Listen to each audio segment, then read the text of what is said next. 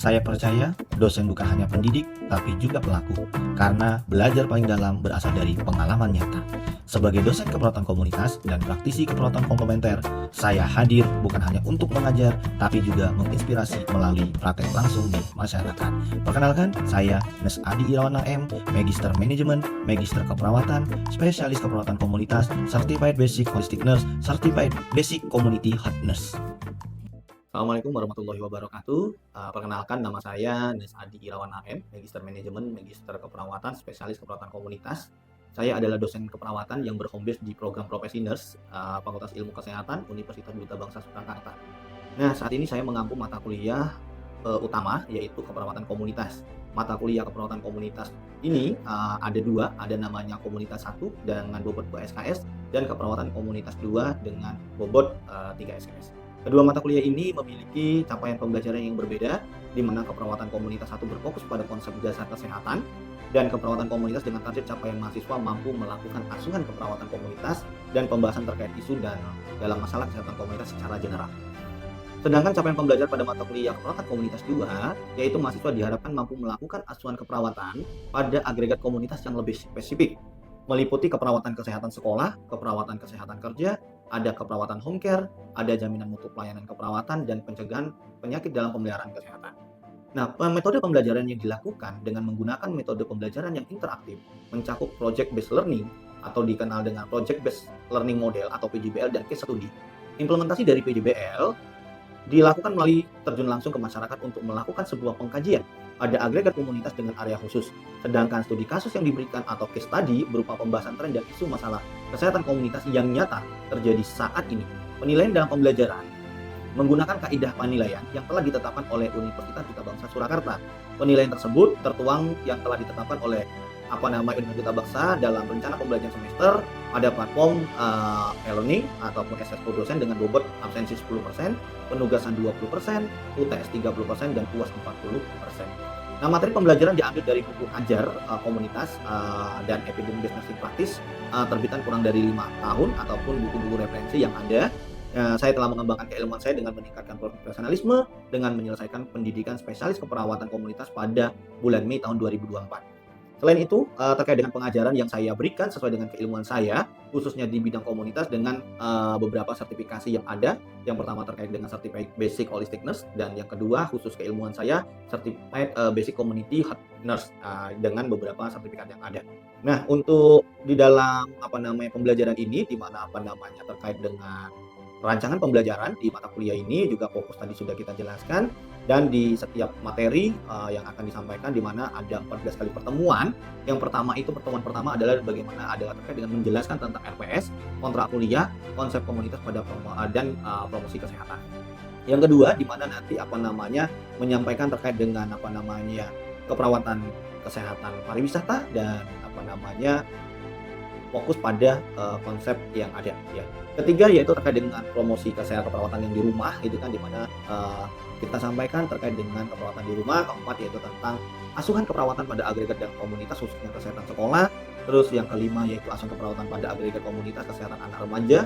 Yang keenam itu ada terkait dengan wanita pria usia dewasa.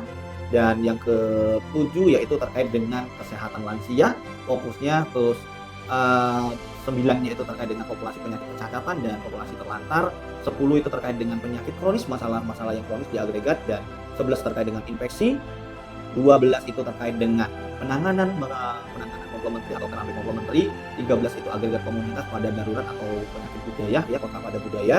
Yang ke-14 agregat di komunitas dengan prinsip tanggap darurat dan kota budaya terkait dengan ketepatan menyusun tugas ya, bagaimana mahasiswa nanti menerapkan. Yang kelima adalah bagaimana teman-teman mahasiswa tepat dan mampu dalam memberikan mengkaji secara langsung ke agregat-agregat khusus untuk keperawatan komunitas. Jadi teman-teman semuanya di mahasiswa tadi sudah kita berikan dan kita bekali untuk mencapai sebuah ahli di keperawatan komunitas. Terima kasih. Bila taufiq wal hidayah. Assalamualaikum warahmatullahi wabarakatuh.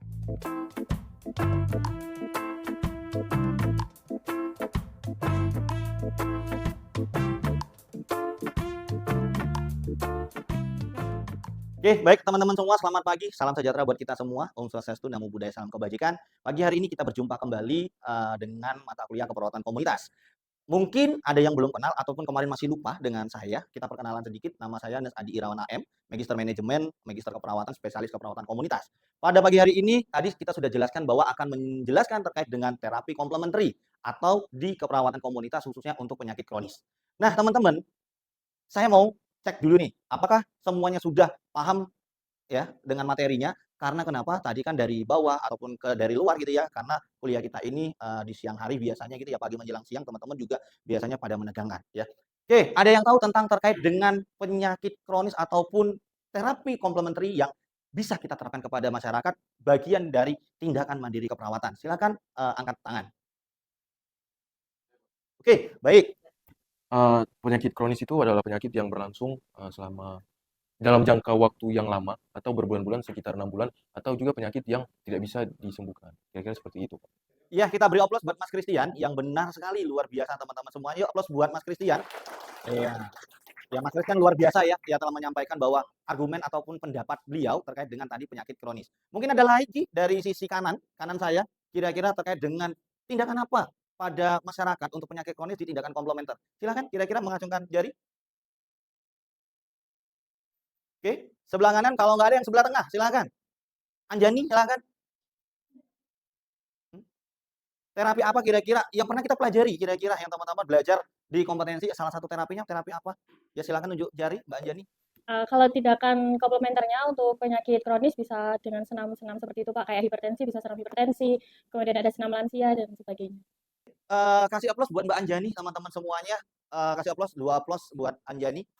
Ya, yang luar biasa pada hari menjelang siang ini menyampaikan sebuah gagasan atau pendapat dia terkait dengan terapi komplementer. Oke, untuk menambah semangat teman-teman semua, sebelum kita akan melihat slide yang saya buat, mari kita minta teman-teman pada berdiri semua. Kita ice breaking terlebih dahulu biar menambah semangat dalam pembelajaran keperawatan komunitas. Silakan berdiri. Ya. Ya, silakan mejanya disingkirkan dulu ataupun bisa di tengah-tengah. Silakan di tengah-tengah tuh boleh. Nah, biar nggak kena gitu ya. Nah. Astaga. Ya, ya. Ikutin tangannya teman-teman semuanya. Iya. Iya. Yuk. Pasang senyumnya.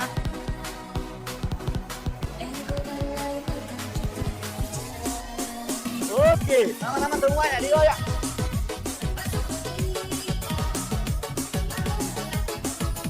Pasang sambil senyumnya, 2 senyum. Moises, luar biasa. Oke.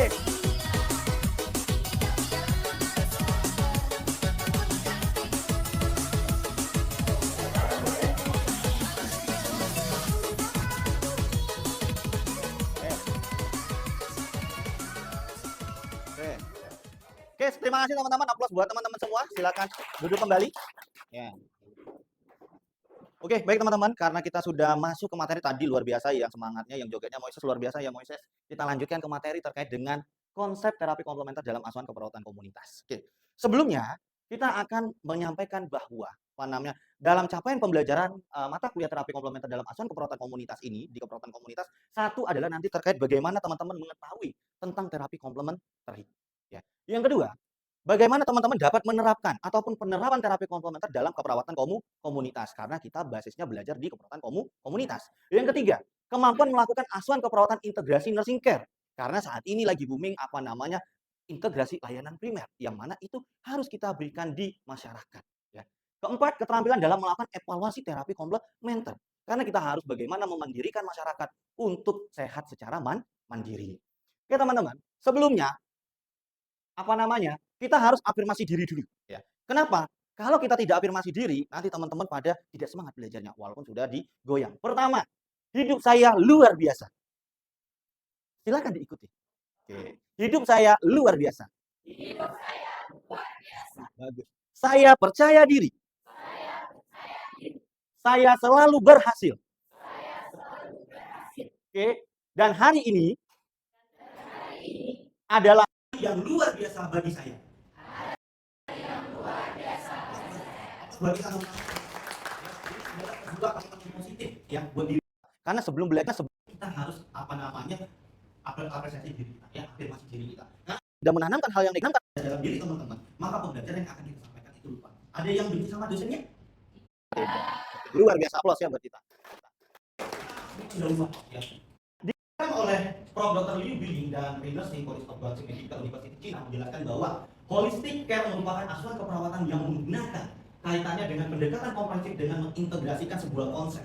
Konsep di sini adalah keperawatan komplementer, yakni alternatif dan spiritual.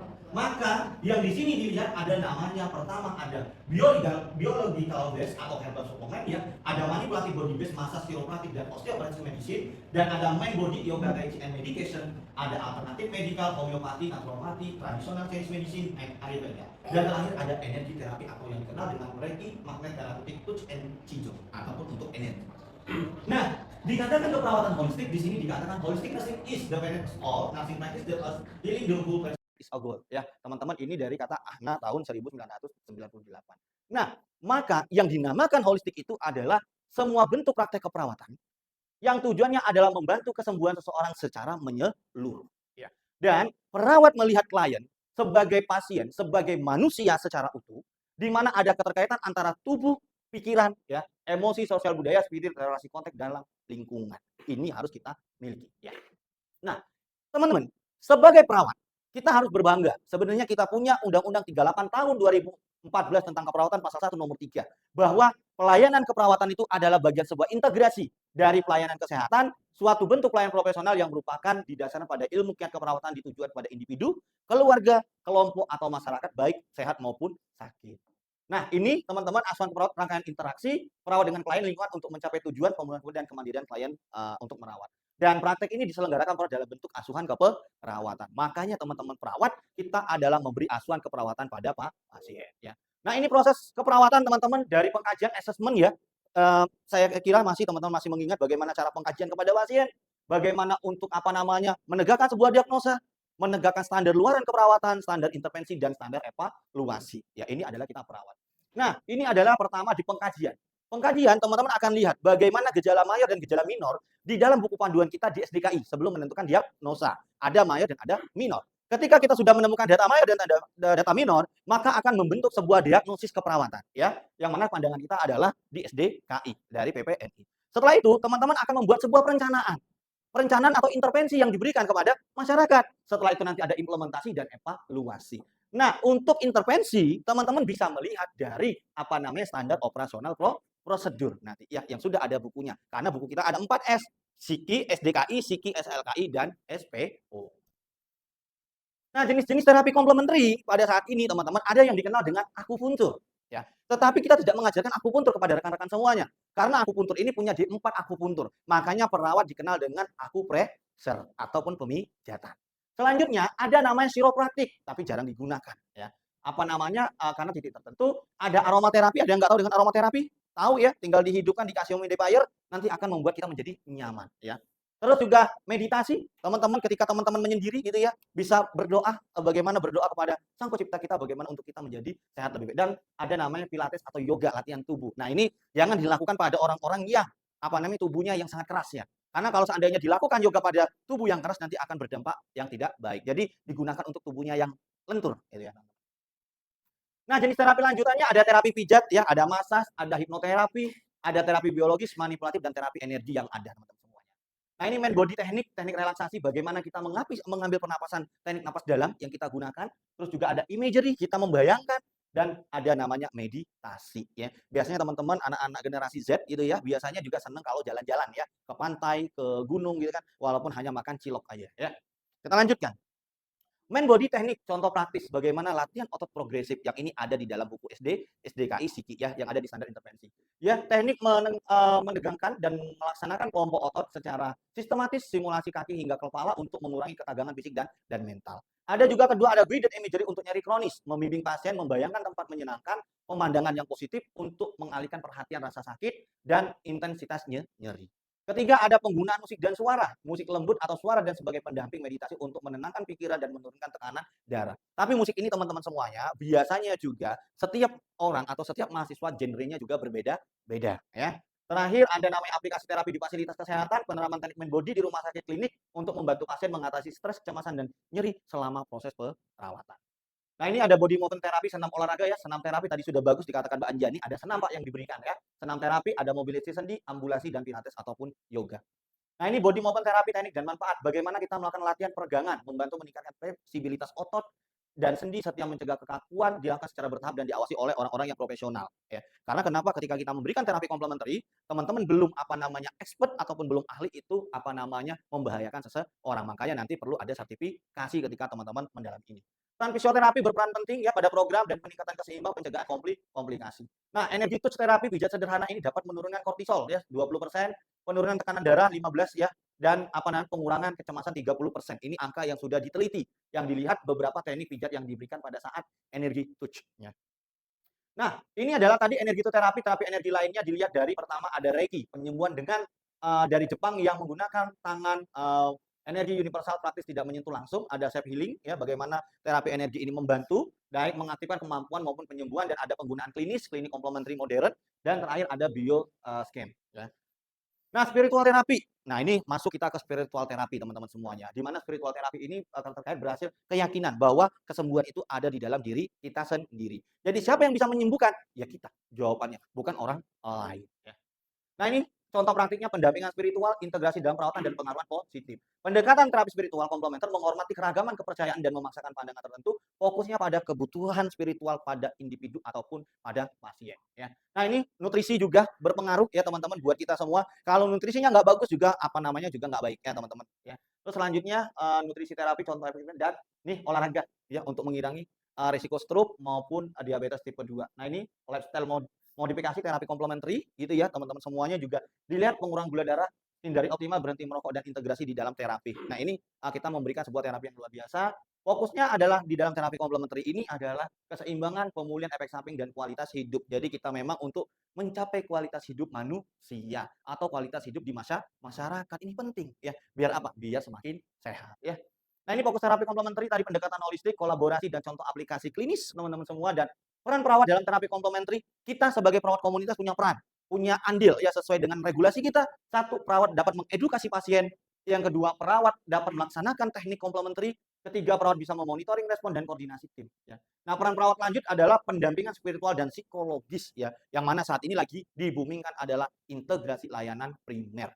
Nah, ini baru launching program dari Kementerian Kesehatan Indonesia untuk di Puskesmas. Jadi, tugasnya kader Posyandu maupun yang lainnya, teman-teman fokus ke adalah terapi-terapi komplementari ya.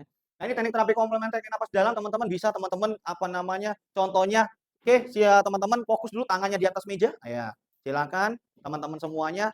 Oke, sambil tarik napas dalamnya. Hitung sampai 3, 1 2 3, turunkan. Lagi teman-teman. 1 2 3, hembuskan. Sekali lagi teman-teman, tarik napas dalam. Hembuskan. Oke, nah ini adalah membuat kita menjadi tenang, teman-teman. Kecil sekali sebenarnya. Oh, cuma diajarin napas dalam. Tapi napas dalam ini ketika dilakukan oleh masyarakat dan mandiri, itu dapat menurunkan tekanan darah. Atau lagi ibu-ibunya di setel musik keroncong kalau dia bahagia, itu juga bisa membuat tekanan darah menurun ya.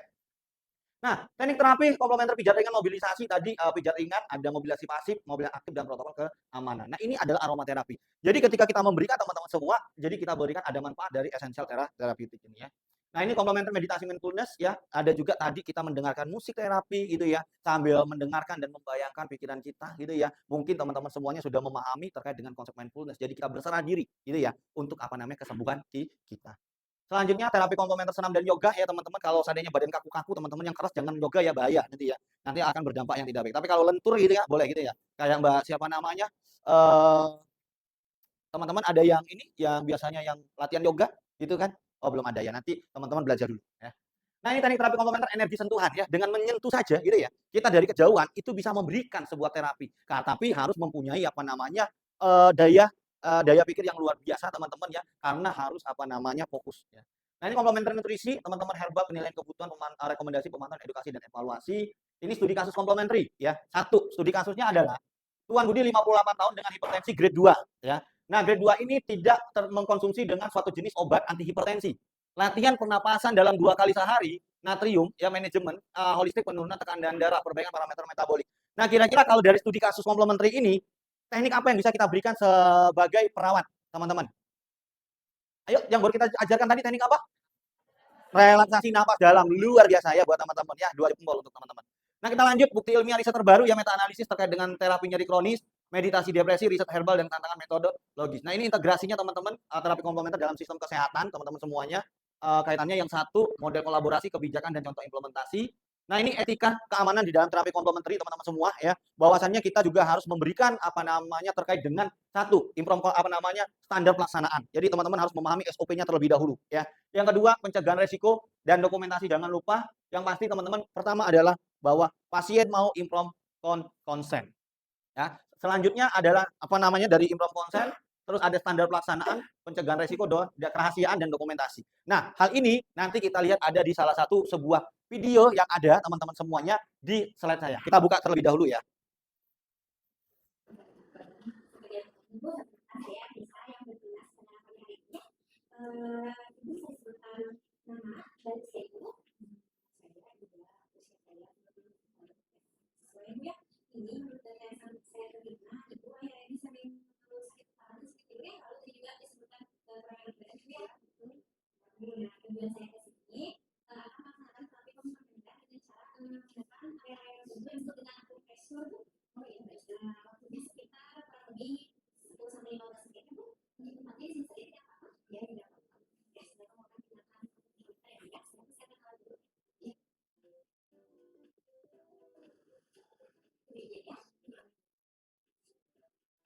Untuk gerakan yang pertama,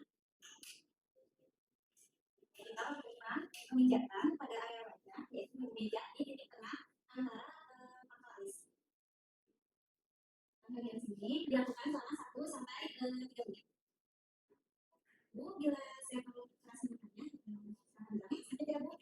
Tidak. Selanjutnya, lakukan pijatan di lekukan sisi jembatan hidung. Sama lakukan 1 sampai 3 menit. Bu, merasa sakit tidak? Tidak. Kenapa? Tidak. Selanjutnya, memijat di pangkal tengkorak di antara 2 lengan kepala. Sama waktunya 1 sampai 2 menit. Bu, merasa sakit? Tidak. Setelah 1 sampai 3 menit, kita selanjutnya ke area tangan. Kita pijit di antara pangkal jempol dan jari di tangan. Waktunya sama, 1 sampai 3 menit. Nah, sudah kita lakukan di tangan sebelah. Lalu setelah yang 1 sampai 3 menit, kita lanjut ke bagian kaki. Untuk bagian kaki, kita beri kanan di tengah jempol dengan gerakan memutar. Waktunya 1 sampai 3 menit. Kita setelah selesai, kita lakukan hal yang sama pada kaki sebelahnya.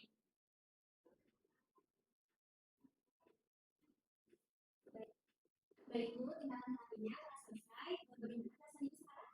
Ya, baik ya, alhamdulillah. Baik Bu. Ya. Nah, itu tadi adalah sebuah video teman-teman semua terkait dengan bagaimana salah satu penyakit kronis mungkin hipertensi bisa kita aplikasikan. Maka dari itu teman-teman, mari teman-teman cari pasangannya, kita coba praktekkan ya untuk pemijatannya. Oke, silakan mencari pasangan yang perempuan dengan perempuan, yang laki-laki bersama laki-laki, silakan berhadapan. Kursinya mungkin bisa di-setel terlebih dahulu. Oke, ya, silakan terlebih dahulu. Ya. Yang pertama tadi kita lakukan pemijatan di mana teman-teman? Iya. Di titik dahinya diarahkan ke luar. Ya. Oke, silakan terlebih dahulu, maskernya bisa dicopot, tenang aja, tidak ada virus HIV, biar nanti bisa teman-teman dicek yang baik. Oke, silakan. Ya. Lah, atau teman-teman bisa membelakangi pasien juga boleh, ataupun di depan pasien. Oke, silakan terlebih dahulu. Nah, ya.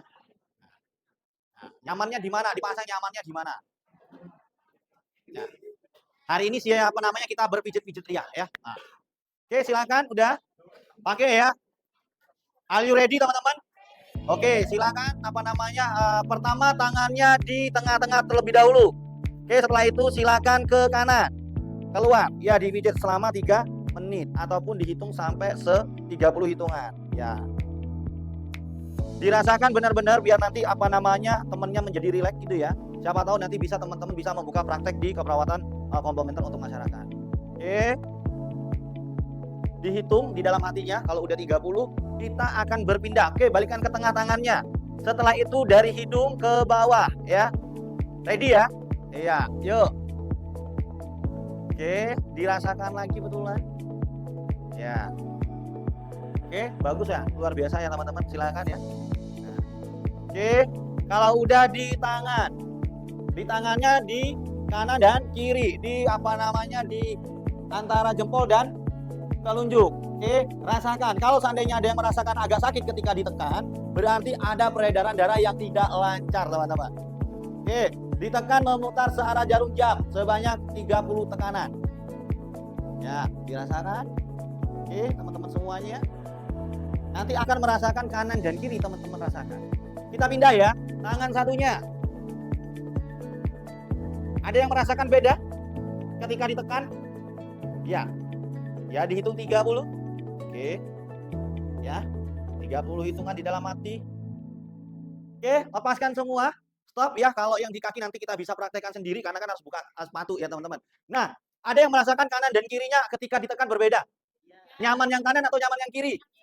Yang kiri. Rata-rata kalau yang pojok kanan, kiri atau kanan? Kiri. Yang tengah? Kiri.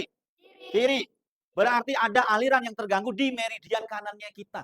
Ya, berarti kalau teman-teman analogikan seperti teman-teman nyiram tanaman, ya ada peredaran darah yang nggak lancar. Itulah kenapa kita harus memberikan terapi komplementari. Ya, bisa duduk kembali teman-teman semuanya. Aplaus buat kita semua teman-teman.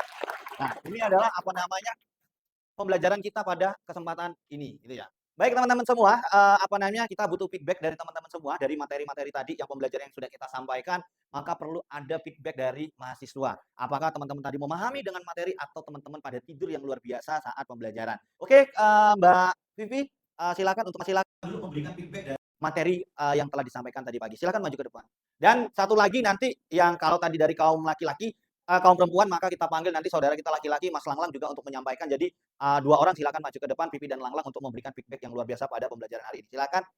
Tadi setelah kita belajar bareng sama Pak Adi, kita bisa belajar tentang terapi-terapi komplementer apa saja yang bisa diterapkan ke masyarakat. Jadi kita bisa dapat wawasan ilmu, tambahan ilmu terkait tadi kita juga praktek bersama tentang pijat-pijat di sini, di kepala kita.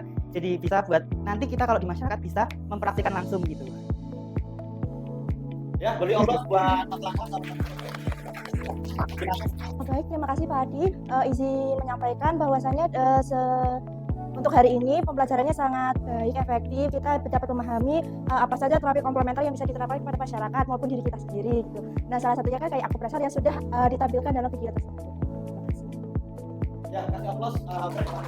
Baik rekan-rekan semua, karena kita tadi sudah belajar, maka teman-teman bisa melihat referensi buku saya ya terkait dengan terapi komplementari. Yang pertama di interaksi keperawatan komplementer alternatif ya. Bagaimana nanti kita dapat memberikan tindakan terapi komplementer pada masyarakat. Terus juga nanti teman-teman bisa melihat di buku SPO, standar operasional prosedur ya. Di sini ada saya menulis terkait dengan mindfulness terapi untuk pasien dan nanti juga bisa keperawatan komplementer yaitu tentang bekam. Nah, jadi di 3 buku ini teman-teman semua, nanti teman-teman bisa mengenal bagaimana terapi komplementari yang diberikan pada keperawatan komunitas sehingga kita dapat memandirikan masyarakat ya. Kita dapat mengatasi penyakit kronis di masyarakat dengan memandirikan masyarakat untuk melakukan sebuah tindakan komplementari yang utama bagi masyarakat sehingga dia juga akan bisa terlepas dari obat-obatan. Sesuai dengan visi dan misinya atau programnya dari Kementerian Kesehatan terkait dengan integrasi layanan primer di mana kita harus menegakkan tindakan secara preventif dan promotif. Maka dari itu, perawat komunitas adalah perawat yang multitalenta yang mempunyai terapi-terapi komplementari atau terapi holistik untuk memandirikan masyarakat agar kualitas hidup menjadi lebih baik ya. Masyarakat sehat, perawat komunitas jaya ya teman-teman semuanya. Baik rekan-rekan semua, karena mata kuliah kita sudah kita pelajari tadi terkait dengan keperawatan komunitas khususnya ke terapi komplementari ya di komunitas ini, maka pada hari ini saya memberikan tugas kepada teman-teman semua, kepada mahasiswa, silakan melakukan terapi komplementer. Salah satunya yaitu akupresur yang telah diajarkan kepada orang tuanya ya. Dibuat video dan video itu nanti silakan dikirim ke email gitu ya, ke email ataupun bisa melalui e-learning-nya UDB gitu ya, untuk untuk kita lihat, kita nilai bahwa teori dan praktek itu harus diterapkan. Kalau cuma hanya teori tanpa praktek maka ilmunya juga tidak baik. Jadi praktek lebih bagus. Jadi silakan nanti dipraktekkan di rumah. Dan demikian pembelajaran hari ini. Semoga bermanfaat dan bermakna untuk teman-teman semua. Kita akhiri dengan alhamdulillahirabbil alamin. Billahi taufiq wal hidayah. Assalamualaikum warahmatullahi wabarakatuh.